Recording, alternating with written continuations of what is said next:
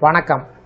இந்த வீடியோவில் 29/5/2026 பென்ஷனர்களுக்கு புதிய அறிவிப்பு சார்ந்து விவரங்களை பார்ப்போம். இந்த வீடியோவை தொடர்ந்து பார்க்குறதுக்கு முன்னாடி நம்ம சேனலை இதுவரைக்கும் சப்ஸ்கிரைப் பண்ணாதவங்க இந்த வீடியோக்கு கீழே இருக்க ரெட் கலர் சப்ஸ்கிரைப் பட்டன் அழுத்தி சப்ஸ்கிரைப் பண்ணிக்கோங்க. அப்படியே பக்கத்தில் இருக்கக்கூடிய நோட்டிஃபிகேஷனை பெல் சிம்பலை ப்ரெஸ் பண்ணுங்கள்.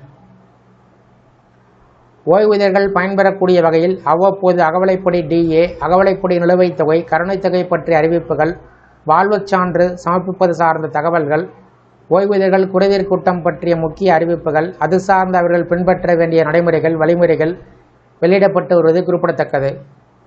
ஒவ்வொரு மாதமும் ஓய்வூதியர்களுக்கு என்று மாவட்ட ஆட்சித்தலைவர் தலைமையில் நடைபெறக்கூடிய குறைதீர் கூட்டம் பற்றிய அறிவிப்புகளும், அஞ்சல் துறை சார்பில் கோட்டளவில் நடைபெறக்கூடிய ஓய்வூதியர்கள் குறைதீர்க்கும் நாள் கூட்டம் பற்றிய அறிவிப்புகளும், இராணுவ ஓய்வூதியர்கள் ஓய்வூதியம் தொடர்புடைய குறைகளை சரி செய்வதற்கான முகாம் குறித்து தகவல்கள் வெளியிடப்பட்டு வருகிறது.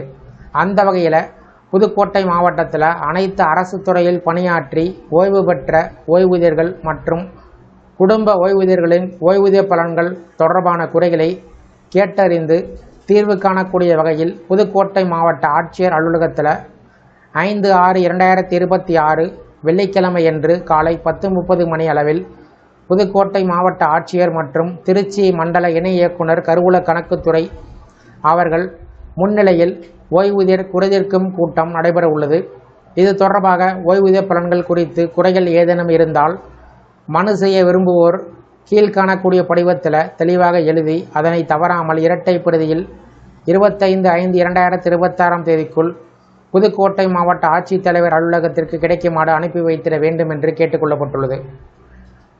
ஓய்வூதியர்கள் குறைதீர்ப்பு கூட்டம் 5/6/2026 கோரிக்கை படிவம் தவறாமல் கீழ்காணக்கூடிய அனைத்து விவரங்களையும் பூர்த்தி செய்யப்பட்ட விண்ணப்பத்துடன் இணைத்து அனுப்பி வைக்கப்பட வேண்டும்.